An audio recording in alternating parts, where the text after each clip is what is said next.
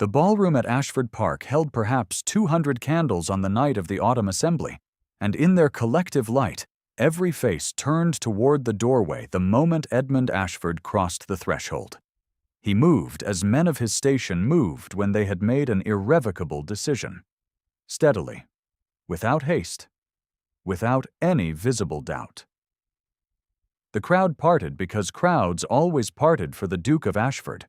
What they had not expected was where he was going.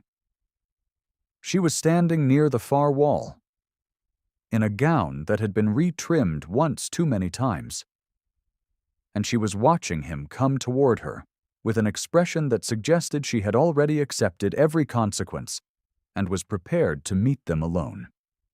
She did not yet know he was not coming to deliver a consequence. What she did not yet know was that the letter the Dowager had produced, the one meant to unmake her, had instead made everything clear. 3 days earlier, Henrietta Fraser had arrived at Ashford Park in a hired post-chaise with a cracked wheel and a journey that had taken 4 hours longer than it should have. The letter of introduction from her family's solicitor was tucked inside her cloak pocket. The trunk containing her 3 presentable gowns was strapped to the back of the vehicle. She was 23 years old. She had never met the man she was contracted to marry, and the house that appeared through the October mist as the carriage turned through the iron gates was larger than anything she had been prepared to imagine. The gates themselves were a warning. Ashford Park was not a country house in the comfortable sense. It was a seat, which was a different thing entirely, a building that existed to announce the weight of its family's position across 3 generations of stone and glass and carefully maintained grounds. Henrietta sat forward in the carriage and looked at it through the mud-flecked window and understood, in a precise and unhelpful way, exactly what she had agreed to. Her father had agreed. She corrected herself. She had simply not refused. The carriage set her down at the servants' entrance because the coachman, unfamiliar with the park's layout, had taken the wrong fork in the drive. Agnes, the estate's housekeeper, a small woman of perhaps 60 with a ring of keys at her hip and an expression of permanent practical assessment, met the carriage at the door. She looked at Henrietta. She looked at the single trunk. She looked at Henrietta's plain wool cloak and her ungloved hands and her face, which at that moment wore the particular blankness of someone committing the details of a large house to careful memory. "You'll be the new parlor-maid, then," Agnes said. It was not a question. The letter was in Henrietta's pocket. She had only to produce it. She had only to say, "No, I am Miss Henrietta Fraser. I am expected by the household's legal obligation. I am here to meet the Duke of Ashford at the conclusion of a marriage contract drawn up between our families in the autumn of 1811. She had only to say those words. Agnes was already lifting the latch. Henrietta thought of the house, and of the man inside it she had not met, and of how much might be learned about a person by watching how his household operated before he knew he was being observed. She thought of her father's study in Edinburgh, where the marriage contract had been signed on her behalf when she was 17, and he was managing a debt she had not been told the precise sum of until he was already dead. She picked up her own trunk and followed Agnes through the door. The kitchen passage smelled of beeswax and old stone. Agnes showed her where the cleaning cloths were kept and told her to begin with the library windows and not to touch the books. Henrietta found a plain apron on the hook by the scullery door and put it on over her dress. She did not touch the books. She cleaned the windows with the kind of systematic attention she had learned from her mother, working from left to right across each pane, and when the light came through the glass clean and level, she stood back and felt, despite everything, a small, sharp pleasure in the result. That was the first day. Over the 4 days that followed, she learned the household from the inside out. The cook was a woman named Mrs. Pratt, who measured flour with the exactness of someone who had learned the cost of imprecision early in life. The two junior footmen were young and slightly frightened of Agnes, which suggested Agnes ran a house worth running. The fires in the main rooms were laid at 6 in the morning and refreshed at noon, which meant someone in this house valued warmth as a practical matter rather than a ceremonial one. The estate accounts, which she glimpsed once when a ledger was left open on the library desk, were kept in a hand so precise it looked engraved. She was building a picture, and the picture was of a man who managed his obligations with rigor, but who had, somewhere in the management of all that rigor, stopped expecting anything back from it. Edmund arrived on the second day. He came through the main door at 3:30 in the afternoon, having ridden in from the eastern farms, and his coat was darkened at the shoulder from drizzle. He was 31 years old, which Henrietta had known from the contract. She had not known what 31 years of responsibility administered with no visible assistance looked like on a person's face until she watched him cross the entrance hall without breaking his stride and without looking up. He said something to the first footman. The footman nodded and went toward the stables. Edmund crossed the hall and took the staircase at a pace that was not hurried and was not leisurely, and that communicated that every moment in this house was accounted for. He did not look at her. She was carrying a coal scuttle. She was, to him, exactly what Agnes had assumed she was. She noted the line of his jaw, the set of his shoulders, the fact that his hands, when he stripped off his riding gloves and handed them to the second footman, were the hands of someone who actually worked the land rather than merely owning it. She noted all of this with the same methodical clarity she brought to the library windows, and she added it to the picture, and the picture became more complicated. The third morning, she was in the kitchen passage at 7 when she heard it. A sound from the narrow stair that led to the schoolroom on the upper floor. Not a voice. A caught breath. And then a low, distressed sound that was not quite crying, which was in some ways worse than crying. She went up. The schoolroom was a small room with a table, 2 chairs, a shelf of books in good condition, and a child. He was 7 years old, dark-haired, seated on the floor beside the table with his knees drawn up and his arms wrapped around them, and at his feet lay a clay horse in 2 pieces. The horse's foreleg had broken clean off the body. He was staring at it with an expression of complete desolation, the kind that only children can produce, the kind that has not yet learned to moderate itself for an audience. He did not speak when she came in. She had not expected him to. Agnes had told her, in the brief, practical way Agnes relayed information, that the young Master Thomas had not spoken since February, 8 months prior, and that the Duke's attempts to reach the boy had met with a stillness that had deepened over time rather than lessened. Henrietta sat down on the floor beside him. She picked up the broken horse and examined the joint. The clay was old, and the break was clean. The ewe. She went back to the kitchen passage and returned with a small dish of flour paste and 2 strips of linen from the mending basket. She knelt beside the child again and set the leg back against the body with careful hands, holding it steady, and wrapped the linen over the joint and pressed it flat. She did not speak either. She simply worked. After a time, she picked up a book from the shelf and opened it to the middle, where there was a picture of a man on horseback in a wood, and she began to read aloud in a low, even voice. Not performing, not demonstrating kindness, simply reading a story into the room, because a room with a story in it is a different room from a room without one. She did not hear the footstep in the corridor. Edmund had come looking for Thomas at his usual time. He stopped in the doorway because the door was ajar, and the scene inside stopped him. A young woman in a plain apron seated on the schoolroom floor, a repaired clay horse drying on the table beside her, and his ward leaning, by perhaps 2 inches, toward the sound of her voice. He stood there for a long time, He did not announce himself. Something in the quality of the moment made announcement feel like an intrusion, and he was not, whatever else he was, a man who intruded on fragile things. What he had told himself, through 8 months of Thomas's silence, was that the boy needed consistency and order, that grief required management the same way an estate required management, and that his own particular failure of feeling was, in this case, protective rather than harmful.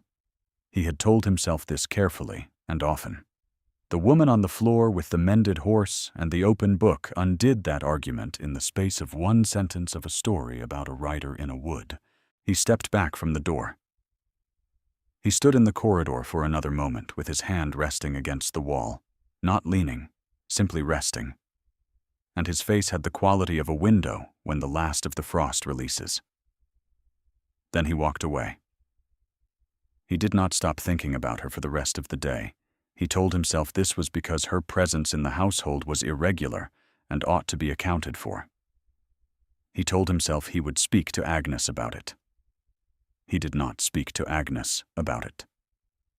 By the afternoon of that 3rd day, Henrietta had begun to understand the nature of her situation with a clarity that was partly uncomfortable.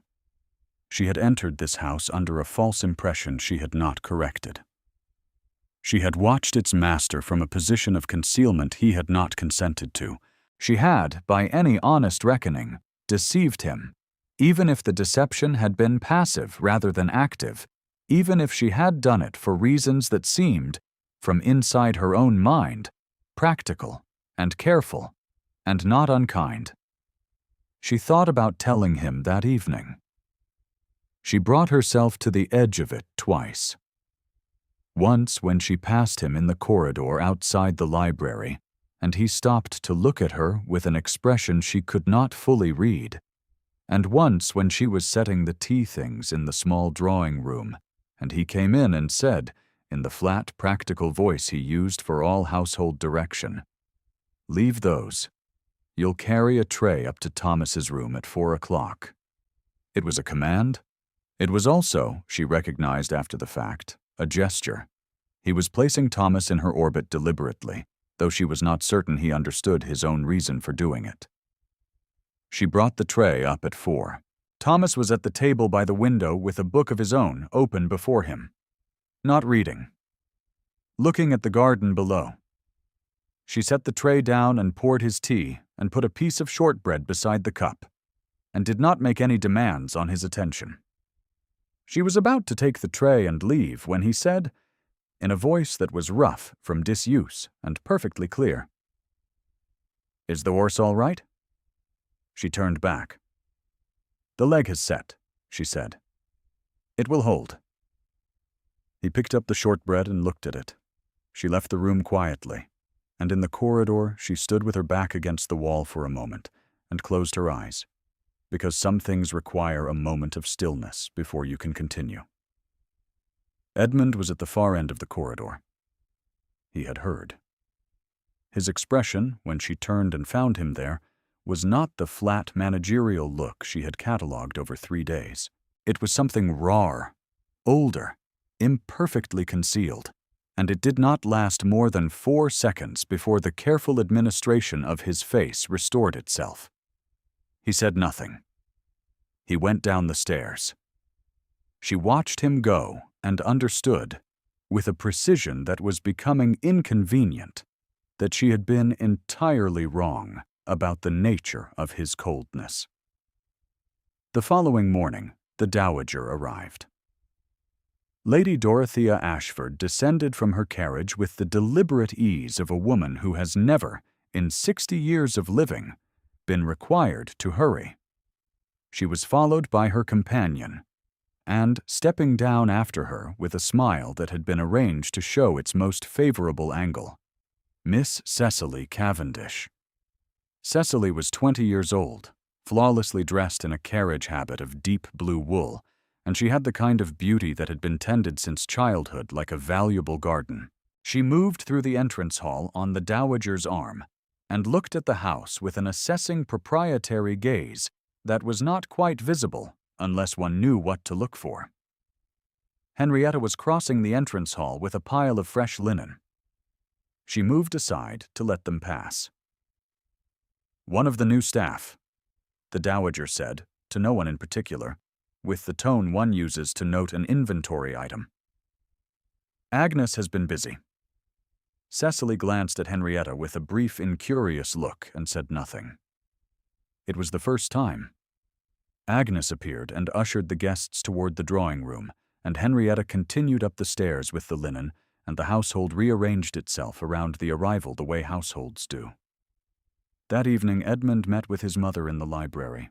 Henrietta, passing the door on her way to lay the fire in the small sitting room, heard enough to understand that the dowager had brought Cecily with a clear intention, and that Edmund's response to that intention was, characteristically, neither warm agreement nor direct refusal, but a silence that had the quality of a contested position held under pressure. The dowager's voice, perfectly modulated, carried through the door. "She is everything the family requires, Edmund. You have delayed this matter for 3 seasons already. The girl is suitable in every respect." Edmund's response was too low to hear. "Your obligations do not diminish because you choose not to look at them," the dowager said. Henrietta set the fire and did not linger. At dinner, the dowager looked across the table at Edmund and said something to Cecily that made the young woman laugh in a practiced way. Edmund ate his dinner with the systematic application of a man addressing a task. He did not look at Cecily with any particular warmth, but he was civil in the way that a man of his station was always civil, and civility was, Henrietta supposed, a great deal of what passed for feeling in rooms like this one. She was serving the second course when the dowager turned and looked at her directly for the first time. The look lasted a moment longer than inventory required. "You are not Agnes's usual girl," the dowager said. "No, my lady," Henrietta said. "Where are you from?" "Edinburgh, my lady." The dowager's expression did not change. "A long way to come for a parlor position." She turned back to Edmund. "You should be more careful about the provenance of your household staff, my dear. One cannot be too cautious." That was the second time. The following afternoon, Edmund found Henrietta in the garden, where she had been sent to cut the last of the autumn roses for the dining table. She was working along the low wall in the kitchen garden with a pair of shears, and she did not hear him come across the gravel because the wind was up. He stopped a few feet away. She turned and found him there, and held herself quite still. "You are not a parlor maid," he said. It was not a question. His voice was level and carried no accusation, but the weight behind it was unmistakable. She set the shears down against the wall. "No," she said. "I am not." He waited. "I arrived 3 days early," she said. "My carriage was delayed. I came in through the servants' entrance and was met by Agnes, and I did not correct her assumption. I had wanted to observe the household before the formal introduction." She looked at him directly. "I understand that this is not how it was supposed to happen." "Who are you?" he said. "Henrietta Fraser," she said. "My father was James Fraser of Edinburgh. My family's solicitor is a Mr. Gibbs, who holds a marriage contract between our families dated autumn of 1811. You would have known me as your arranged bride, had the introduction occurred in the usual way." The silence after this was considerable. Edmund looked at her for a long time with an expression she could not fully interpret. She watched him work through it. The calculation, the inventory, the effort of placing this new fact against everything the preceding 4 days had established. "You spent 4 days in my household," he said, "as a servant." "I spent 4 days observing," she said. "I cleaned the library windows and I carried coal. I did not misrepresent myself beyond the initial silence. I accept that the silence was a misrepresentation." He turned and looked at the garden wall. A muscle moved in his jaw. Thomas spoke yesterday, he said. It was not an accusation. It was not quite a concession. It fell in the space between the two. Yes, she said. Because of you. He was ready, she said. Someone simply needed to be present without requiring anything of him. Edmund turned back to her. He was, she thought, a man who had spent a great deal of his adult life requiring things of himself without concession, and the sight of someone applying the opposite principle with obvious success was doing something to his expression that he had not quite finished deciding what to do with. He said, "My mother arrives with opinions about what I should do with this house." "I noticed," Henrietta said. Something moved across his face that was, if not amusement, its near relation. "Come inside," he said. "Agnes will want to know about this." Agnes, when informed, received the information with the equanimity of a woman who has encountered a great many unusual situations and filed them all under the general category of things that happen in large houses. She looked at Henrietta steadily for a moment, then at Edmund, then back at Henrietta. "Well," she said, "the library windows have never been cleaner." If there had been any warmth to be found in that household before evening fell, it lived in Agnes's voice at that moment. But the evening did not go quietly. The dowager had spent the day in close consultation with Cecily, and the confidence that animated her over dinner had the particular quality of a woman who believes she is several moves ahead of an arrangement still unknown to her. She did not know about the contract. She did not know about Henrietta. She knew only that a parlor maid from Edinburgh had been in her son's household for 4 days, and that something about the situation warranted attention. She applied her attention at breakfast the next morning. Henrietta came down to the dining room in her own dress, without the apron. Having reached the point beyond which the pretense served no further purpose, she took her seat at the table, and the dowager studied her with an expression that recalibrated slowly from one form of dismissal to another. "You are not in uniform," the dowager said. "No, my lady," Henrietta said. "I am not a member of the household staff." "Then what precisely are you?" Cecily set down her teacup with a small, deliberate sound. Edmund, at the head of the table, watched his mother. "I am Henrietta Fraser," she said. "My family holds a contract with this estate." The dowager was quiet for a moment. Her fan was closed on the table beside her plate. She picked it up and held it at the measured angle of someone who is deciding how to proceed. "I see," she said. "A contract." She looked at Edmund. "You were aware of this?" "I was made aware," he said, 2 days ago. "And you did not think to inform me?" "No," he said simply. The silence that followed was the kind that a family uses to conduct an argument in public, without raising a voice. Cecily was very still. "Why?" The dowager turned back to Henrietta and said, with the polished precision of someone selecting an exact instrument, "The Fraser family, I recall, has been managing its reduced circumstances for some years. A contract arranged under those conditions is not quite the same thing as a proper introduction." It was the 3rd time. That afternoon, a letter arrived. The dowager produced it at tea in the drawing room, where Henrietta and Edmund and Cecily were all present, and Agnes had been asked to bring in the good china. The letter was in the dowager's hand before Henrietta could see its direction, and she read from it in the composed voice of someone delivering evidence rather than making accusations. The letter was from a correspondent in Edinburgh, a family connection of the Frasers, and it stated, in the clipped language of someone writing carefully, that the arrangement had been brokered under circumstances that were not entirely transparent to the Ashford side, that the Fraser family had specifically sought the match to alleviate a debt of £1,200 outstanding against the Edinburgh property, and that the arrival of the Fraser daughter at the estate without prior announcement suggested a campaign of deliberate impression management if not outright deception. Edmund's expression, as he listened, closed. Not in the way that a man closes himself when he is angry. In the way that a man closes himself when he is not certain what he is feeling and requires a moment before he commits to any of it.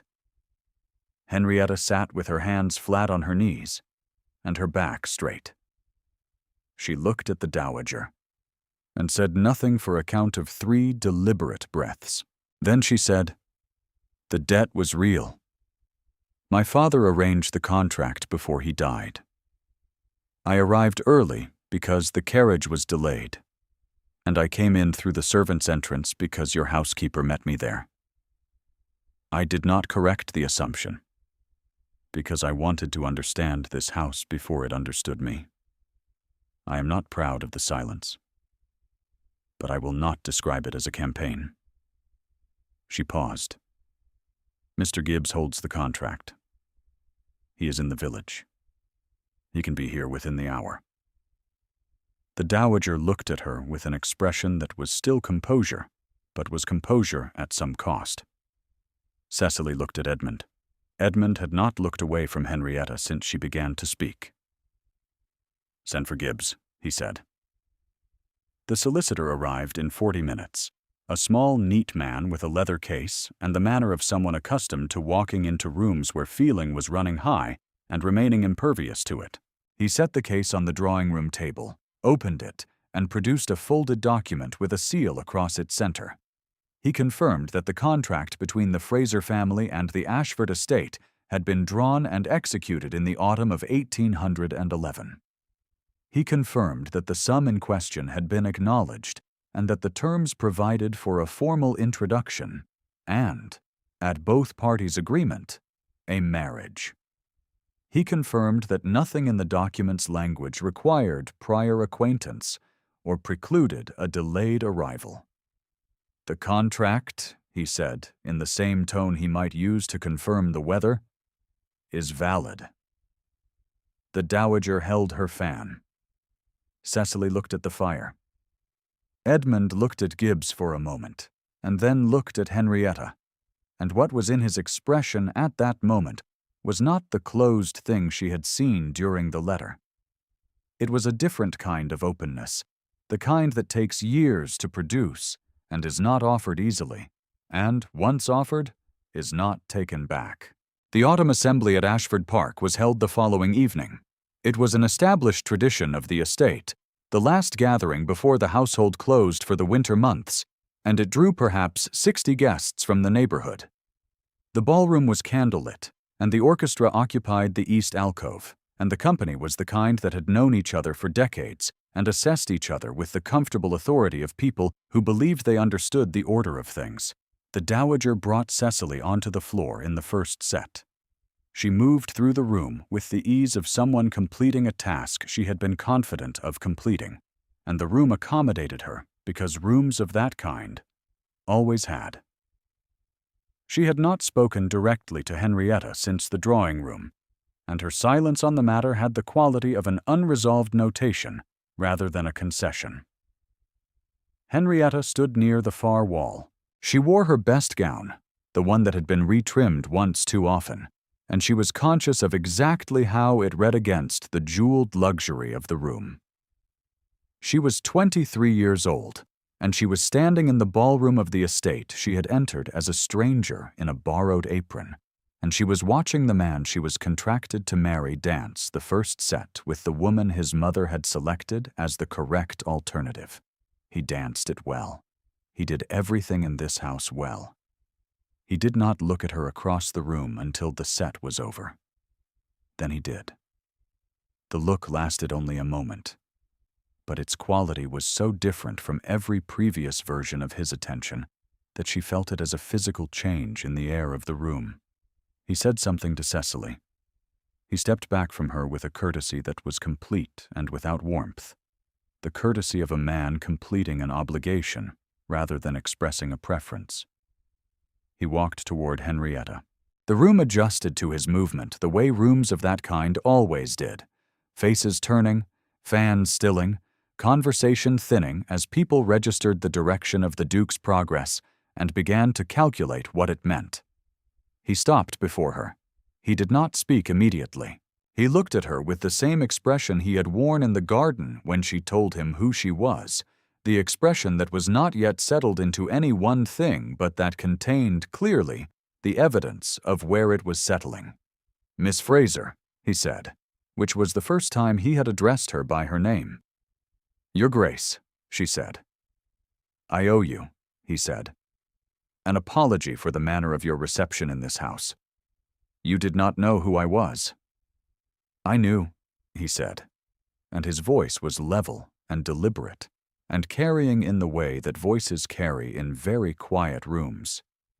"That someone was sitting on the floor of my ward schoolroom, mending a broken horse at 7 in the morning, and that the boy had spoken for the first time in 8 months before the afternoon was over. I knew that, and I said nothing. And then I said less than I should have said in the garden, and considerably less than I should have said in the drawing room. The room was quite still. He said, 'The contract is valid. I intend to honor it.' Henrietta held herself steady. 'That is very proper of you,' she said, in a tone that was not quite what the sentence said it was. Something shifted in his face. 'I do not honor it because it is proper,' he said. 'I honor it because I have spent 4 days watching you conduct yourself with more honesty in a borrowed apron than most people manage in their best clothes, and I have spent considerably longer than 4 days in need of someone in this house who does not require it to perform.' The candlelight lay across the ballroom floor between them. 'You called it a campaign,' he said. 'Your word, not mine. I would call it an education. I received it.' In the gathered company, someone breathed. The dowager stood very still at the edge of the assembled guests, her fan open at a measured height. Her expression had not broken, quite, but its confidence was no longer the forward-facing certainty it had carried since her arrival. It was something held more carefully, in smaller hands. Cecily, beside her, was looking at the floor with an expression that was its own kind of dignity. A young woman who had been well prepared for a role that was not, as it turned out, available to her, and who was absorbing that fact without the luxury of time. Mr. Gibbs, still in the house because the solicitor's instinct for the procedurally unresolved is reliable, observed from the edge of the room with the expression of a man watching an account balance correctly. Agnes stood in the doorway to the service passage, and her expression was not inscrutable. Her expression was that of a woman who had handed a person a cleaning cloth 4 days ago and had thought, at the time, that the person's hands on the cloth looked like someone who knew what they were doing. Edmund extended his hand. Henrietta looked at it for a moment, long enough that the room understood the weight of the moment, long enough that the decision was visibly hers to make. Then she placed her hand in his. The room released the breath it had been holding. He led her onto the floor for the next set, and the orchestra, which had been paused in the uncertain way orchestras pause when something procedurally unusual is occurring, resumed. Later, the dowager crossed the room to where Henrietta stood between sets. Her approach was measured, and her expression had completed its adjustment from confidence to something more considered. She looked at Henrietta for a moment, with the eyes of a woman revising a calculation. "You are not," the dowager said, "what I expected." "No, my lady," Henrietta said. "My son requires someone who will not be managed by him." The dowager paused. "It appears the Fraser family has, despite everything, supplied exactly that." It was not an apology. It was something more precise than an apology. It was a dowager's acknowledgement that the order she had protected had been corrected rather than overthrown, and that the correction had come from within its own logic. She inclined her head and moved away, and the gesture was small but complete. Cecily departed the following morning with her companion and 2 trunks of carriage habits, and she did so with a grace that spoke well of her. She had been given a script that had not been of her own making, and she returned it without drama. The first snow came 3 days after the assembly, in the early morning, while the house was still quiet. Henrietta stood at the long window in the upstairs hall and watched it come down through the bare oaks that lined the east approach, soft and unhurried, covering the ground in the particular silence that only the first snow of a season produces. The house around her was warm. The fires had been laid at 6, as they always were. The hall smelled of beeswax and old stone, and, from somewhere below, the beginning of breakfast. She heard the piano before she saw the room. The schoolroom door was open by perhaps 4 inches, and through it came a hesitant sequence of notes. Not a tune exactly, but notes chosen with purpose. The sound of someone who has been a long time away from an instrument and is relearning the fact of his own hands on the keys. She pushed the door open gently. Thomas was seated at the small upright piano in the corner of the schoolroom, his feet not quite reaching the floor, his shoulders slightly hunched with concentration. He was playing a pattern of 4 notes, repeating it, altering the last note, and repeating it again. The mended clay horse stood on top of the piano, the linen wrapping still visible at the forelegs joint. He turned when she came in, and looked at her with the direct, uncomplicated gaze of a child who has decided to trust someone and is not yet inclined to revise the decision. "I am teaching myself," he said. "You are doing well," she said. He turned back to the keys and played his 4 notes again, and Henrietta sat in the chair beside the door and listened. And after a time, Edmund came and stood in the doorway behind her, and she knew he was there without turning because the warmth in the room shifted in a particular direction.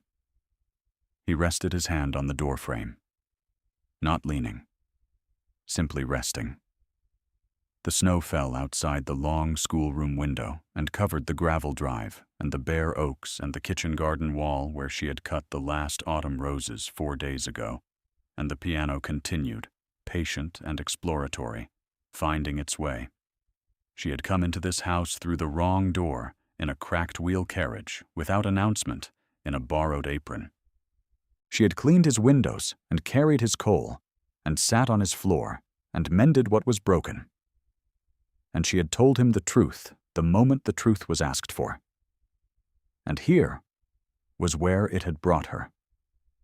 To a warm room, in a house she could feel becoming hers, with a child at the piano, and snow at the window, and a man in the doorway whose hand had finally come to rest.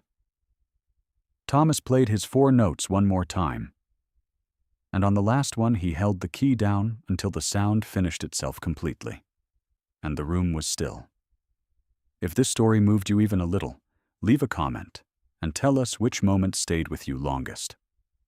Stories like Henrietta's exist because someone wanted to believe that quiet dignity is eventually seen. Subscribe, and we will keep telling them.